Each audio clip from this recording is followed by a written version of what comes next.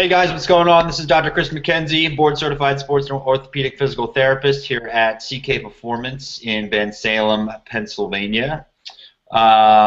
Today we are going to talk about athleticism and the baseball player and potentially the lack thereof. So we're just going to go around real quick, introduce ourselves, and then we're going to get right into it. Most importantly, we're going to touch on the lack of athleticism and hopefully some tips on what you can do to improve your athleticism in the game. So take it away, Chris Kurtz. All right, hey guys, Chris Kurtz. I am president and co-owner at CK Performance, and I handle all of our strength and conditioning. Hi, I'm Jim Davidson, co-owner of CK Performance, and I am a pitcher development coordinator. My name's Dan Hennigan. I'm currently a minor league baseball player of the Atlantic League, and I'm the hitting instructor at CK Performance.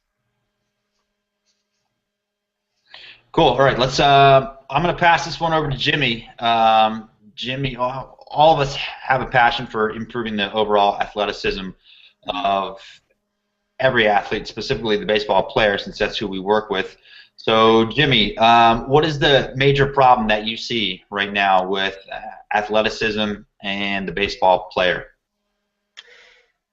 Well, I view it primarily the lack of athleticism in our baseball players as a result of having grown up in a culture that allow for more or less, or relatively speaking, I might say, what we would call a sedentary, lifestyle, and that term usually applies to older individuals, but I don't know, in this culture, I think it might be applicable. So I'm seeing a lot of young boys who lack the ability to do basic physical exercise, like a push-up or a squat thrust, any type of lateral movement.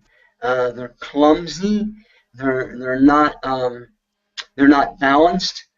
There's a lot of unawareness of their body and how they're utilizing it. So I think it begins there. Awareness of the body and of the movement, that the body's trying to do. All right, so you feel that just the general lack of activity in our society, maybe because the increase in computers, video games, that kind of stuff has kind of made us a more sedentary kind of person. Yeah, that would be. For me, it's the most logical answer to the question, and I see it being different today than it was when I was young. So yeah, I would have to say that I would lay it at the doorstep of technology. Okay. All right. Let me toss this over to either Chris or Dan. So if we have this lack of athleticism in the baseball player because we're living more sedentary lifestyles behind computers and video games and that kind of stuff, what can we do to reverse that? And I know that we'll each probably have our own ideas, but who wants to start out? I'll take it. I think there's a lot of specialization that's going on at younger ages. So let's just say that kids who are not sitting and playing video games but are playing a sport.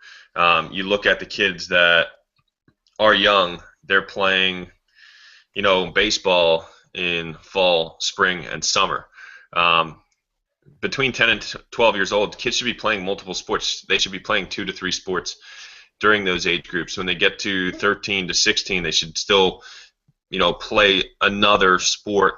And then once they get to 17, it's time to get serious, and then they can specialize on their sport. the when the kids start to specialize at such a young age, they end up with overuse injuries. They end up less athletic because their bodies aren't under a demand to make any different movements. And the best training effect 10 to 12-year-olds can get is playing multiple sports because they're moving in so many different in so many different directions, and they're getting such a different adaptation with each season that they play. I agree a lot about the specialization a little too early. I also agree with the technology. I've seen in my own family where there's obvious laziness going on just because of how awesome technology is. At the same time, I also think that there's a flip side to athleticism where it's not always laziness. At times, there's kids that are too strong, too big, and I've seen kids that flat out get too big, and I guess I don't know if it's just to look good, you gotta look good for the beach or something, but then they have trouble being able to do proper stretching, especially in a game where you need flexibility to throw and swing properly. And I've seen athleticism because they're too strong as well, so there is a flip side to that. I think that's an interesting point to bring up. I hadn't actually thought about, being overdeveloped as being a potential detriment to your lack of athleticism, but I think you're exactly right. And I can use my own example. When I was in high school, I was pretty quick. I was actually recruited to Penn State for track and field. I actually ended up tearing my hamstring my last year in high school, so my chances of scholarship kind of went down the drain. So when I first got to college, I really started to work out, and I started to, I put on like 20 pounds of muscle, 30 pounds of muscle, and then in my last year, I decided to walk on the track team. I decided to try out, and I made it, but I was like I said, like probably a good 20 pounds heavier, and so I really was not athletic for track and field. I was too heavy and I was too tight because I was a hurdler. So I had to kind of lose all of that weight, regain my athleticism for track and field specifically, in order for me to make the team. So I never actually thought about that. So that's a good point. Jimmy, how do you feel about kids specializing at a young age? Exactly where I want to come in at. Okay, so we know that in the adolescent male, physiologically between 12 and 15, maybe 16 years old, the ideal developmental model would be playing multiple sports and all the advantages that come with that. The reality that we're dealing with now, I think, is a primary contributor to what Chris was talking about, and that would be, all right, so the kid who's not sedentary, not locked into technology to the point where it's keeping him in the house and not outside doing what kids should be doing at these early ages. We have a baseball system in place now in youth baseball whereby the playing season used to be 5 to 6 months, maybe 5 months out of a year. And then kids would go and play other sports. Now it's 8 months a year. And it's happening at 11 and 12 years old. We have national teams for 13 and 14-year-old kids where they're traveling around the country playing the best in their respective peer group in the nation. So the emphasis is on superior performance at younger ages. So maybe that accounts for the size, and kids bulking up in order to be stronger and be able to handle, the requirements of playing 8 months out of the year, I should say, and then traveling around playing the best kids in their age groups from around the country. And we're saying they should be playing multiple sports, but we're not doing what we're saying. As a community, we're creating all these venues where these kids can play 8 months a year, and then we're telling them, if you want to excel and you want to go to college, then this is the model that's going to get you there. And then on the other side, we're saying, but you should be playing multiple sports. Well, while that's happening, a kid who's not playing multiple sports and is specializing is out there becoming better than you at the position that you're going to compete with him against in about 2 or 3 years. So we do have a paradox.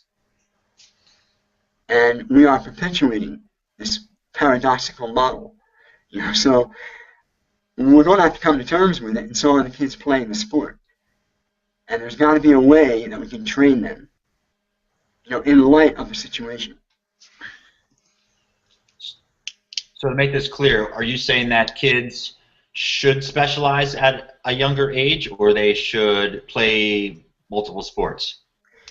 Well, if I said play multiple sports, that's a logical model, but that is not the reality of the community. So it's really not a matter of what I like or would want. I think it's a matter of dealing with the reality as it is, and then helping the kids that are involved in this to be all they can be, while keeping them as safe as we can keep them. Okay, so with that, right, I think I hear you saying is that specialization at a younger age, that's kind of what's happening now, and that's the reality of it. And you're saying it's going to be hard to kind of break away from that mold? Is that what you're saying? Yeah. The industry, baseball, the community, is moving against that. It literally is. Every year, there are more and more national level youth baseball organizations popping up. And whereas Legion Ball used to be like the premier venue for scouting and recognition of youth baseball players to move on to the next level, now it's these national organizations. So the requirements are such that I don't know that there's an alternative. You're either in or you're out, and you more or less have to choose. And that's what I'm seeing. I don't know what the other guys think about that, but that's what I'm seeing. I completely agree. I think you only said the word once. You said community 4 or 5 times, and then you said industry once, and that's the truth. It goes back to really anything, whether it's a political choice, an educational choice, or an athletic choice. It goes back to the industry and how successful the industry can be. When you have multiple people looking at, okay, I am strictly a baseball guy, but this kid's only going to be here for 4 months, so I'm only going to make good money for 4 months. What can I do for those other 8 months? Oh, I can make it more intense. Now we can make it 6 months. Oh, now we can do a fall ball season and a summer season and a spring season. Now we have 8 months. Now I'm starting to make more money. And I think sometimes we become salesmen instead of instructors and trying to make our players better, and we're focusing on how we can make more consistent money, not only for ourselves, but for the industry. And it's a shame that that's how it works, but I think that if we could step back from that and look at, well, are we even really helping the kids? I was reading something about an academy that charges obscene amounts of money, and they were prideful about the fact that they play 12 months a year. And from everything I've looked at and everything I've read, that's horrible for a kid to be playing baseball for 12 months a year. His elbow will be destroyed by the time he's a senior. But they're able to sell that, and they're able to make money off it. And it's a shame that that's how it is, but I completely agree with the industry aspect of what Jim was saying. Well, I think it's important that people do their homework and see, start to understand how the body works, and that you just can't go all the time. And if you do, your body's going to let you know. And unfortunately, you see it a lot at the expense of the kids. You see it all the time. Parents think that they're doing the best thing for their kids and having them playing in all these different teams. And sometimes the best thing for the player is to just take a break. Maybe go play basketball. Go play, hockey, soccer, football. Go play another sport, or even just take time off to allow the body to recover and to be a teenager, or to be, a 10-year-old kid and go hang out with your buddies. And when I say hang out with your buddies, get outside and actually do something rather than sitting in front of a video game and getting into technology like we were talking about in the beginning. I don't know, if you work out your thumbs with the video games, it might help put a little bit of a curve on, It improves hand-eye coordination. So, in a perfect world, does everyone agree that maybe at a younger age, and I'm not even sure what these ages would be, and Chris, I know that we kind of chatted on Monday about this, about like how many sports kids should be playing at what age. Does everyone agree that kids should be not specializing for, in their young careers, and then gradually become specialists maybe when they're turning like 16 to 17 or so? I have to qualify that. I have two answers. One would be, yeah, that's a better way. Number two, if you choose that way, and it's my belief that you will find yourself behind the competition. So if you aspire to move on to college baseball, which is what we're about here, I would find the guy who comes to me at 16 and says, you know what, I aspire to be a college pitcher. Could you put me on a program now to get me prepared for that? And I would say, well, what have you been doing? Well, I've been playing soccer and basketball, and a little flag football, and now I really like baseball, and I've played it, but now I want to become a pitcher so I can pitch at the college level. That is delusional. He will not pitch at the college level. Because the recruiters are out there looking at kids who are 15 years old, and they've already got them locking in. Verbal commitments at 15 years old. And the reason is because the kids are really that good, and they project to the next level. So if a recruiter in a particular organization is not chasing after these kids that they're watching play at these national venues, well, then another recruiter from another organization will be. So they'll be losing these kids. So now the scale is moving down the chronological, measure. So we're seeing younger kids getting looked at from higher levels because they're realizing these kids are the ones that they're projecting into their programs.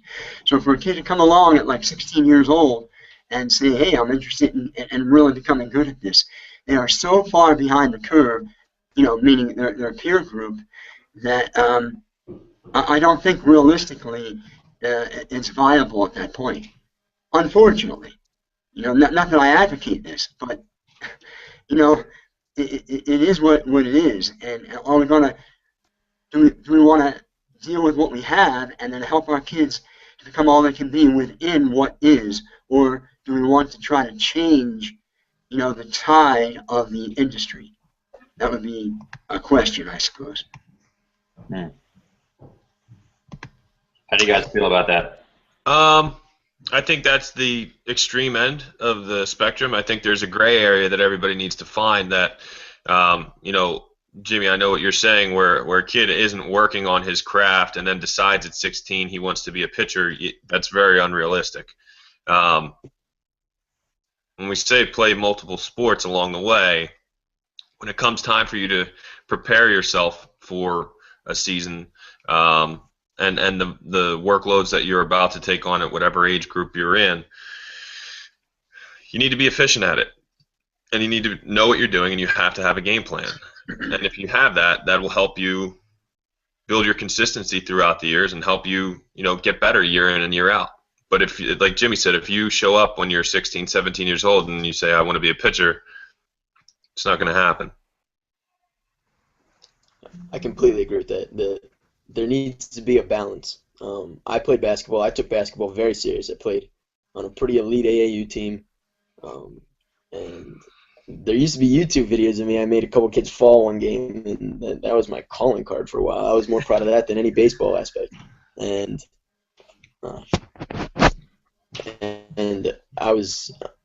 but I remained competitive in baseball. And when it was baseball season, that's the only thing I focused on. And I would say that one of my best friends, who was drafted by the Indians for a very solid amount of money, was a soccer player and a wrestler. But then when baseball came around, it's the only thing he talked about. It's the only thing he focused on. And we were able to take aspects from different sports and make ourselves better baseball players. And you look at who was the best football player in college this year. He's also throwing 95 off a mound. So I don't know if it's always, and that's Jameis Winston for anybody who's confused. But I don't know if it's always you have to be extremely focused from a very young age on one sport. But I do know what Jim's talking about, where if someone was just kind of enjoying all of these sports and then randomly said, let's make a career out of this sport, it's not going to happen unless you're an absolute freak athlete. And for those that are taking what we're saying as to play every sport as just kind of goof around, that would be incorrect, and that would be a misunderstanding on their part, because that's not what we're saying. We're saying if you are going to play multiple sports, go ahead, but there better be a strong focus on each when you're doing so, or a strong focus on one even while you're playing another, if that's really what you want to move on to. I do believe that multiple sports still is beneficial, though. There's an aspect to all of this that maybe we ought to mention at this point in time. I think baseball is the only major sport that allows, at higher levels, for relatively speaking, less athleticism than, say, basketball or football or soccer.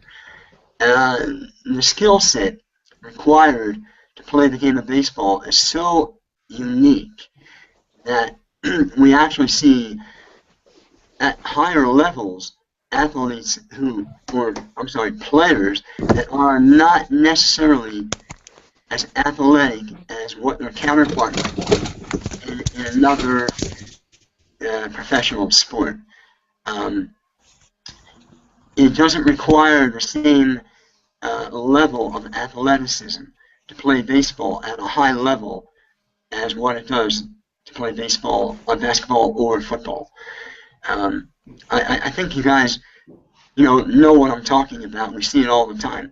Big heavy guys on the mound that can't run. Pitchers who can't field a baseball. I even see it in 15-year-olds. 15-year-old pitchers who can really pitch the heck out of the ball, but you throw them a ground ball and they almost fall over trying to get down and pick it up. So the sport itself lends itself to this lack of athleticism.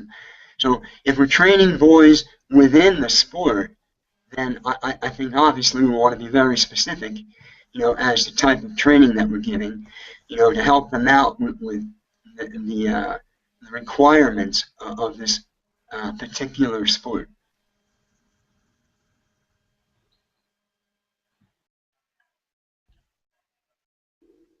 I agree. I'm with it. All right. Trying to think if there's any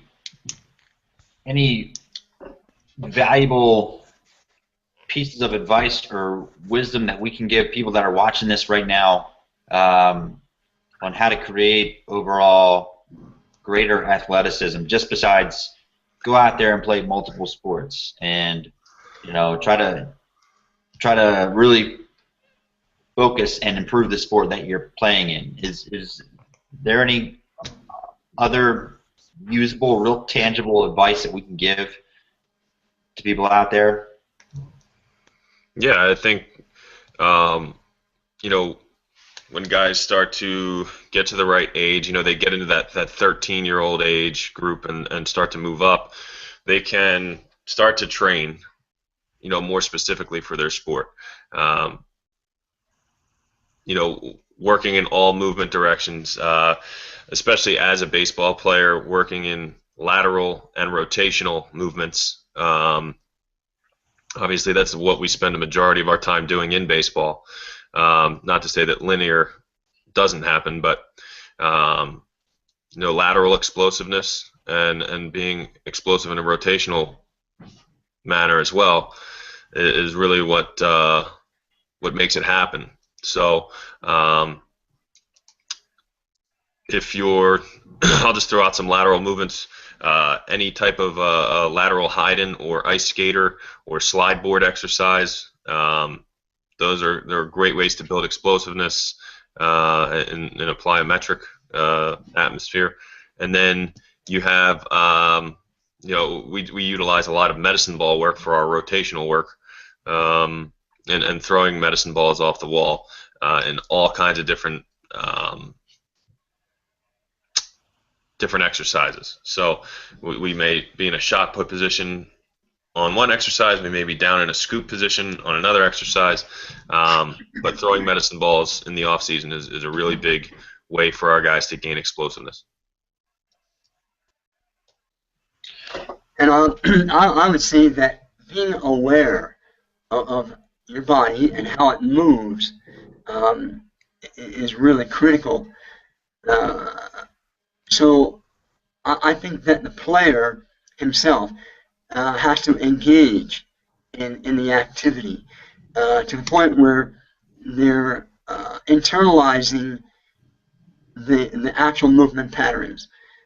So rather than just going through motions, they actually pay attention, to the body parts and how they move and control, and the balance aspect of movement and particular alignments in body parts. So a push-up, for example, if I have a 16-year-old boy who does a push-up, and when he puts his feet behind him, he sags, over the length of his body, because he's not able to tighten up his core, and maintain that like board-like, posture.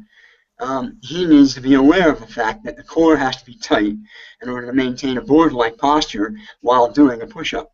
These are basic, elementary movements, and we need to be able to, number one, teach it, but then the player themselves, they need to be able to engage, mentally, intellectually, as to how these things occur.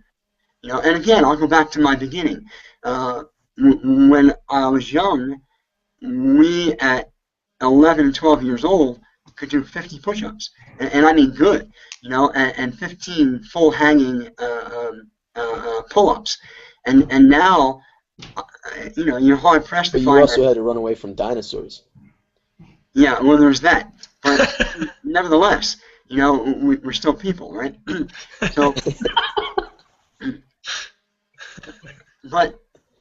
So here we have a new generation, and you're going to have a hard time finding kids that can get down and do 25 really solid push-ups, or 10 full hanging pull-ups, and that's a basic lack of physical development at young ages, So I would say for the player to just be more aware of their body parts, how they move it, and take ownership of that. And again, we have to identify diet. It's key. What they put in their body is going to control how they feel, and how they feel is going to depend or control how they move. So you have to feel good to move good. So in order to feel good, you have to eat well. So we want to encourage that and certainly make mention of it. Great.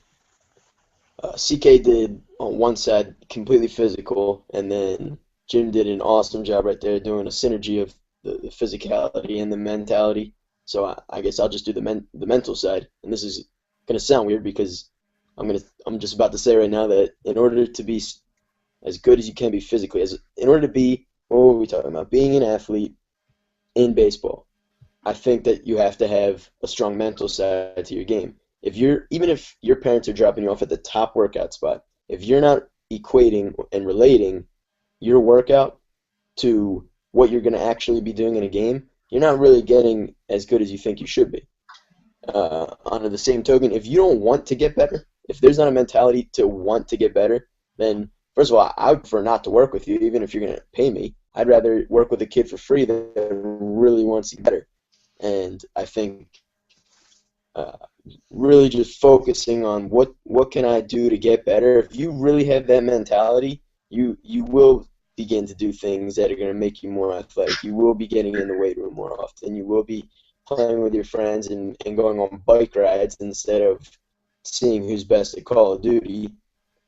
There's going to be a lot more aspects of your life that you may subconsciously begin to do to make you more athletic because your mentality is focused on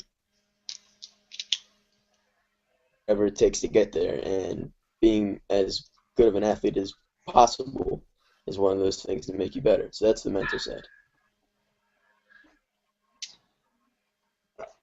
I would agree with that as far as really trying to ingrain the mental aspect of things into the physical.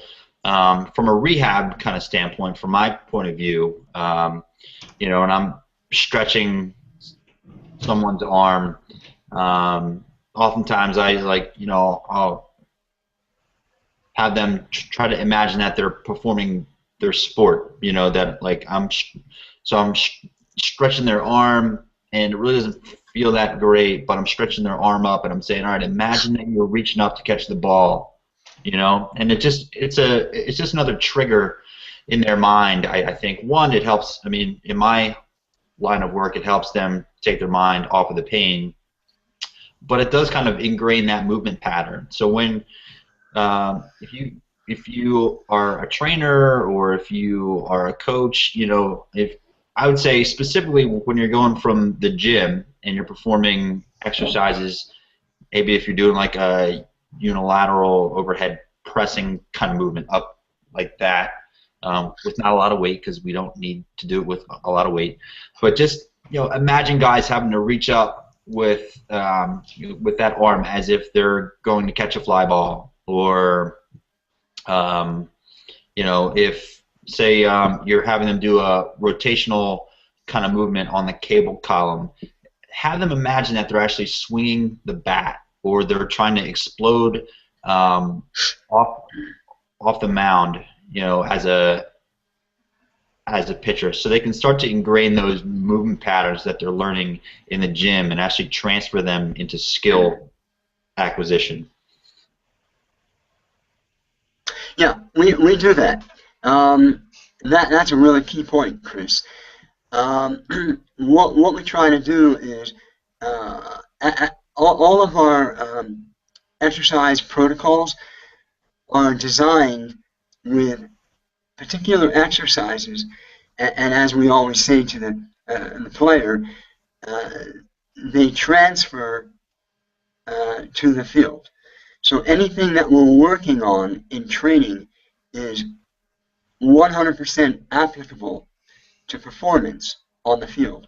So we try to make the connection as we're doing the work, like you're saying, that they would envision themselves crossing the white line onto the diamond, where that would actually, transfer and help them.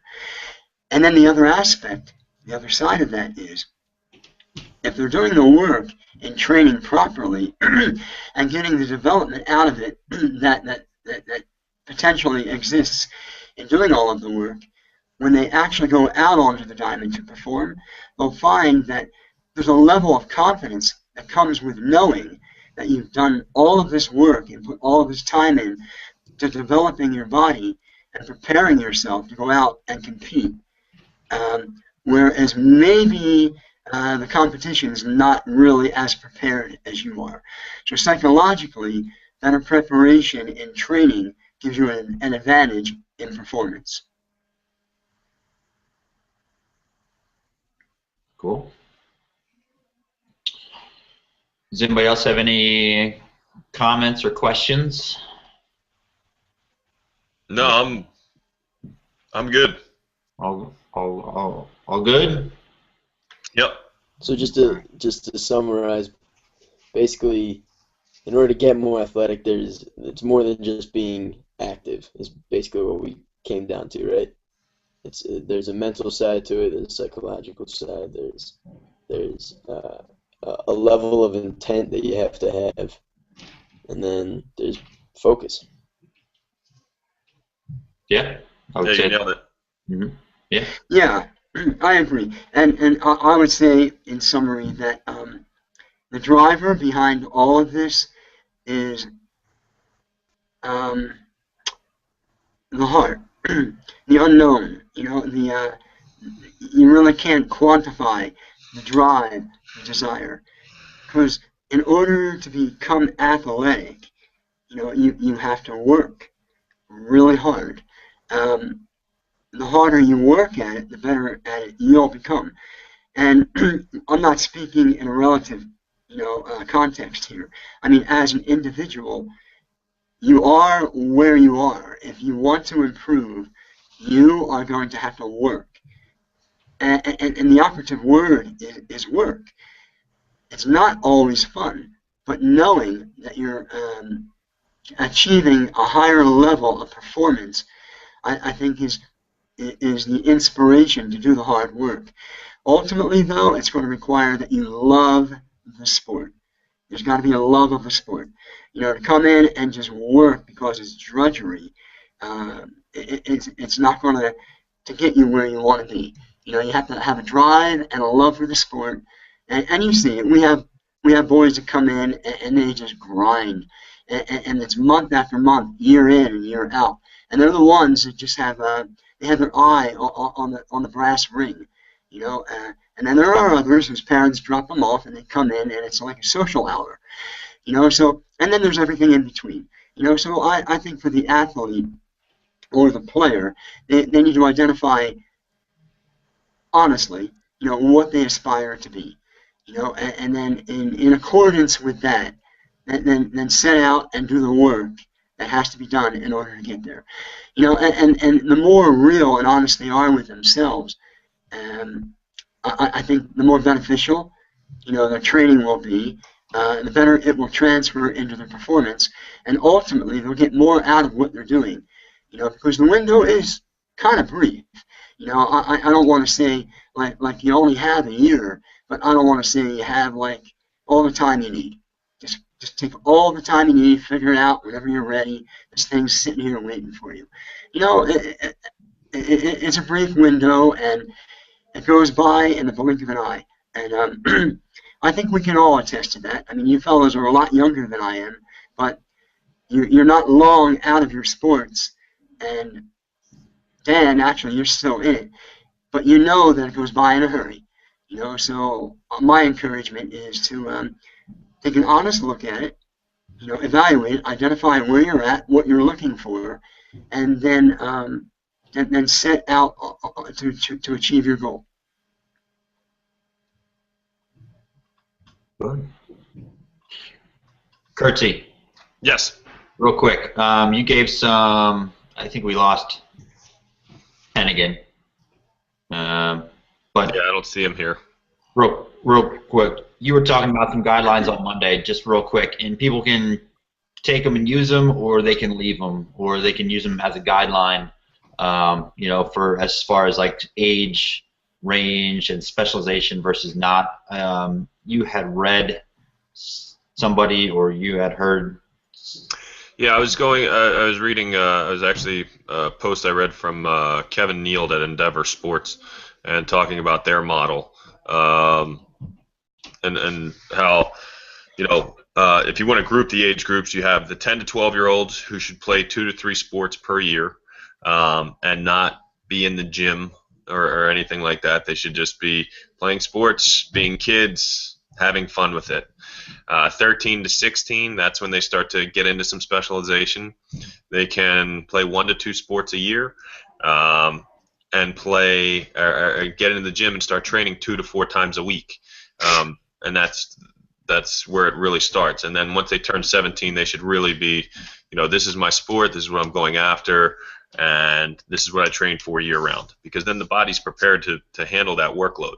You start these guys off too young, and then you wonder why they're injured at 15 or 16. And that's, we've been seeing it for over a decade now. It's coming up on 2 decades, and the writing's on the wall. It's all right there if people just take a look at what's going on and stop forcing their kids into this. It's almost like the kids are forced in because everybody else is doing it. Well, Jimmy down the street is playing on 5 teams this year, and he's playing year round, and man, he looks good and he's getting better. Jimmy down the street's not going to make it. You're going to be hurt. So those are the general guidelines I would like to put out there for people. And